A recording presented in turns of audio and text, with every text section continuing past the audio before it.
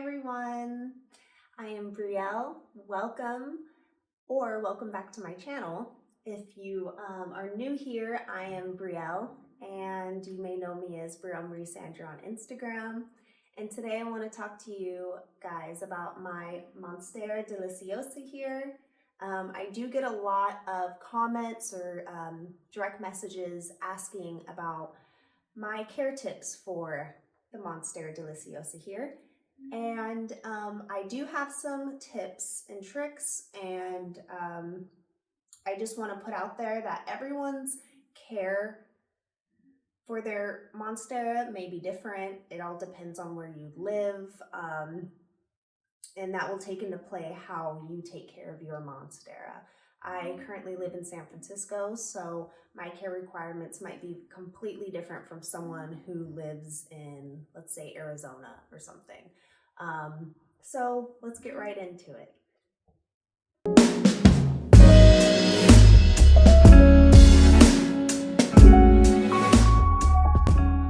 So I want to give you guys a little backstory on this plant. I have had this Monstera since September of 2019.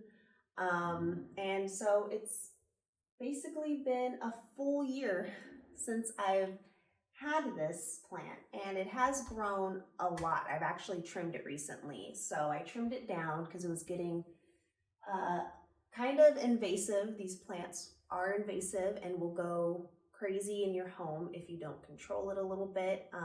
Unfortunately, I had to trim her only because I don't have enough space or else I would let her probably take over my whole house if I could.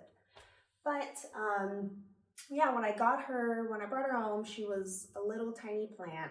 She had a main leaf. I want to say this is actually the first leaf, big leaf that was on here.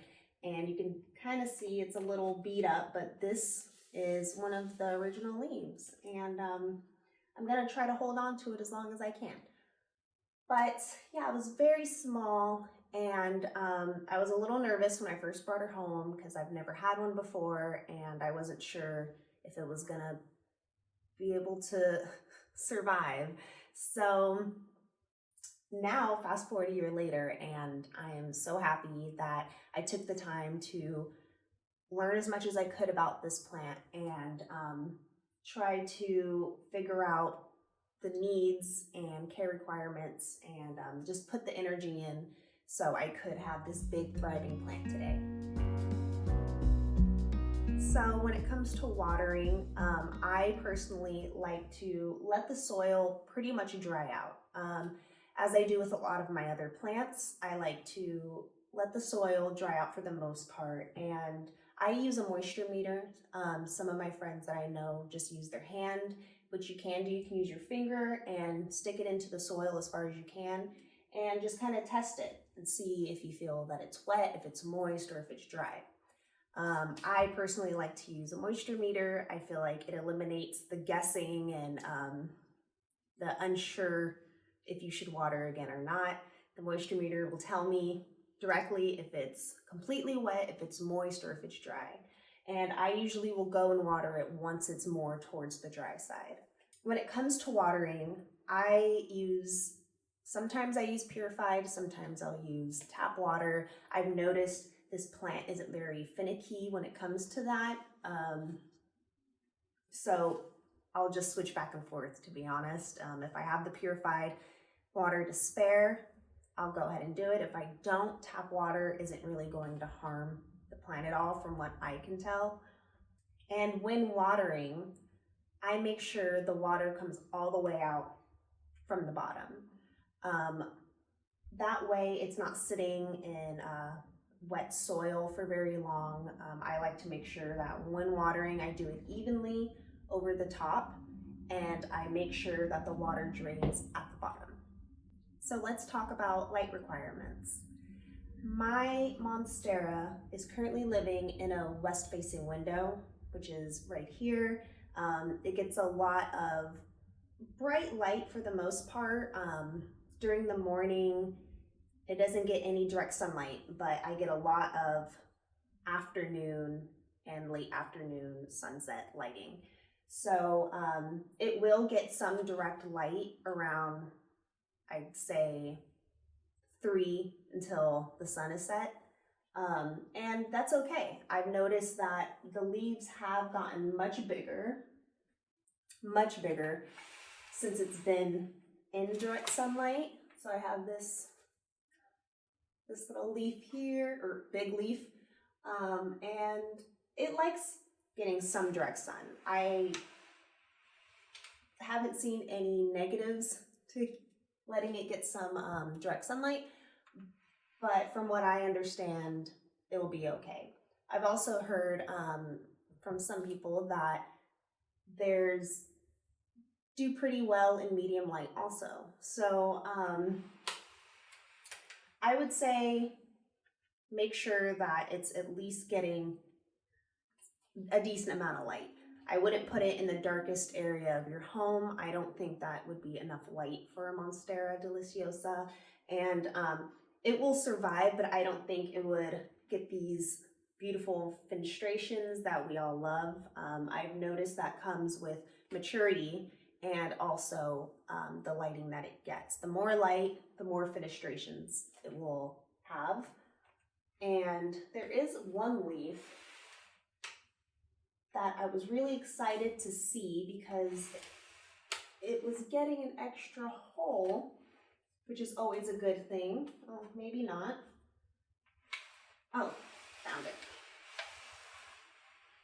So this is the smallest little detail, but it has one little hole here, and as it matures and gets bigger, it will start developing more sets of holes throughout the leaf. And so that little hole right there is very exciting. All right, so next I want to get into fertilizing. So when it comes to the Monstera Deliciosa, as you can see, they are very big.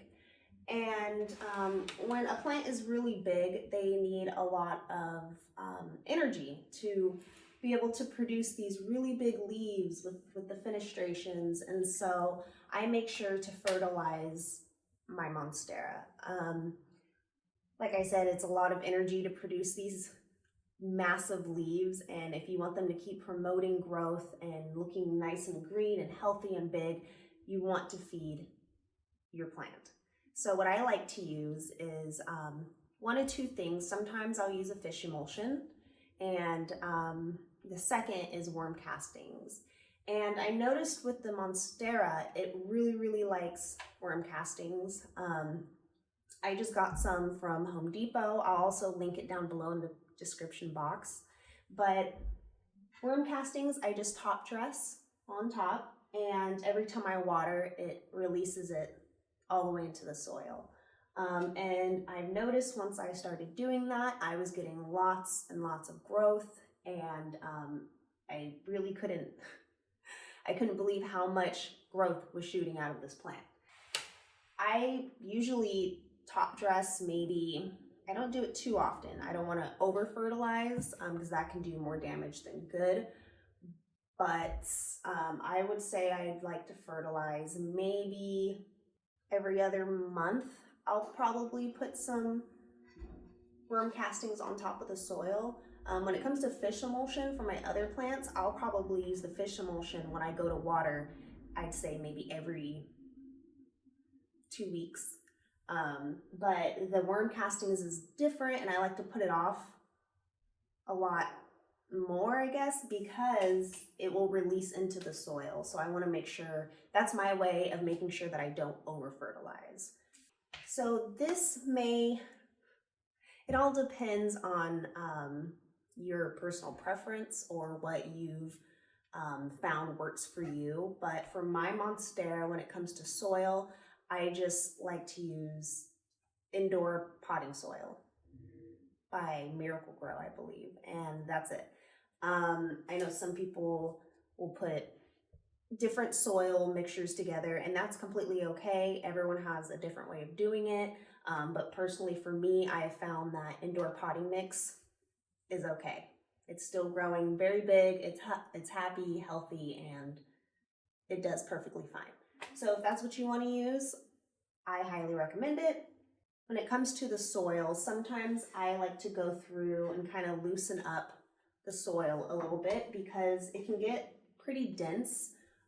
So to make sure that it's aerated a little bit more, I like to go through with my hands and I just grind up the soil a little bit so it's not so compacted and stuck together from watering, I should say.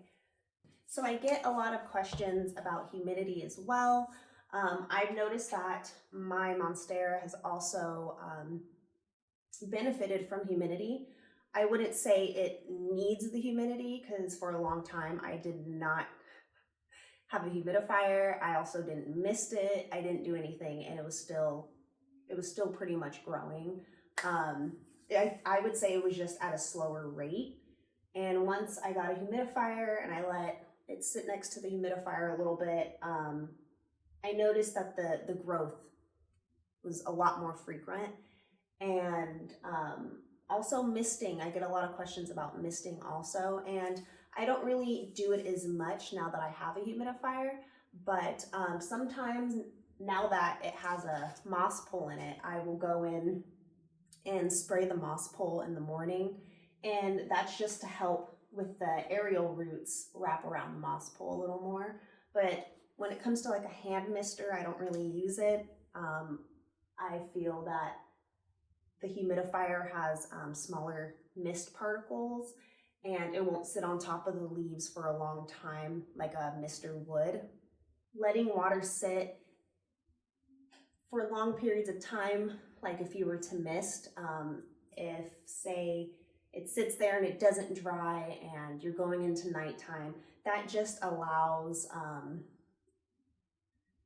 it leaves room for unwanted things. So like I said, mold, pests, those are all things that will kind of linger in the dark, and that's just a whole nother set of problems that we don't want to get into. So I would suggest a humidifier if you can, and if you don't have a humidifier, you can mist, but I suggest doing it in the mornings. Let's go into propagation before I forget. So propagating these are actually very, very, very easy. I think the hardest part is getting myself to cut a piece to propagate. I don't think I can do it yet. Maybe once it gets a little bigger, I'll go in and cut some stems for propagation. But as of right now, I just can't get myself to do it. But propagation is very easy. What you would want to do is find a stem that has an aerial root on it. For example, I don't know if you can see it. I'll do a close-up here, but it will have an aerial root, and you just want to cut right below the aerial root. And I personally like to stick that in water. I like to water propagate. I like to see the root system, and it just reassures me that the roots are growing. I can see it, so you could just stick it in water. And I've noticed it all depends on how fast the roots grow. I've noticed some will take weeks, some will take a week. So be patient. It will grow roots.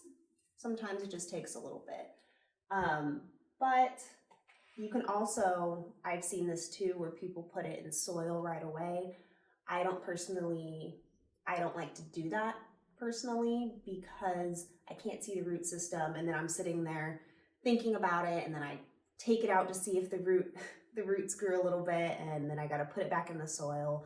It's a lot more work in my opinion. So I say just put it in some water, let it root out, and once the roots do grow, I like to pop them once the roots get to maybe about 2 to 3 inches, and then I'll put it in some soil, and you're good to go. You have a whole new plant. So here are some extra little tips that I would recommend doing for your Monstera Deliciosa, and that is cleaning the leaves off. So every now and then, I can't say I have a specific day or time that I do this, but I like to wipe the leaves down just with a wet cloth. I don't use any leaf shine. I don't do any of that. I just do good old fashioned water and a cloth, and I go in and I wipe the leaves down. And that helps the plant photosynthesize by taking all of the dust off that can clog the pores of the plant. And when you do that and clean it off, get it nice and clean, it helps the plant absorb more sunlight.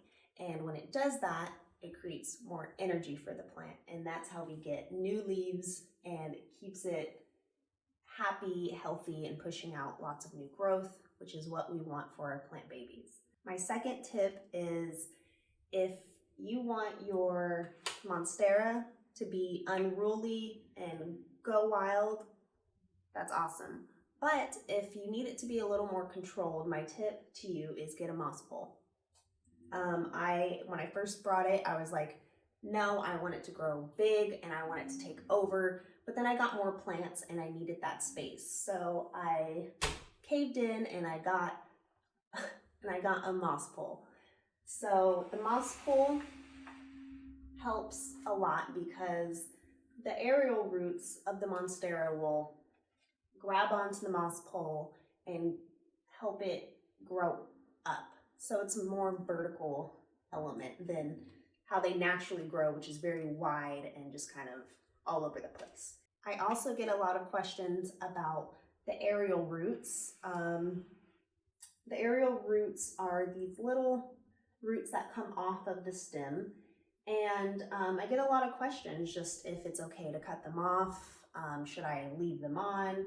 What do I do with these aerial roots? And to be honest, it's just up to you. You can leave them and let them grow out of the pot, which I really like. It won't harm the plant at all. So you can cut them off, or you can leave them. You can wrap them around the moss pole. So I have all of mine currently wrapped around the moss pole at the minute. But I have seen some that are really pretty and they just trail from out of the pot, and I don't know, I like it a lot. I think it looks really pretty. But some of you might not like it, so that's completely okay too. You can just cut them off and it's not going to do any harm to the plant whatsoever. I hope these tips and tricks and care tips helped you guys. That these things are just things that I like to do for my plant, and I hope that you try some of these at home. And if you don't have a Monstera Deliciosa, I highly recommend getting one. It is definitely one of my favorite plants that I have in my home. I am happy to have her, and I can't wait to keep growing with her. I'll see you guys next time.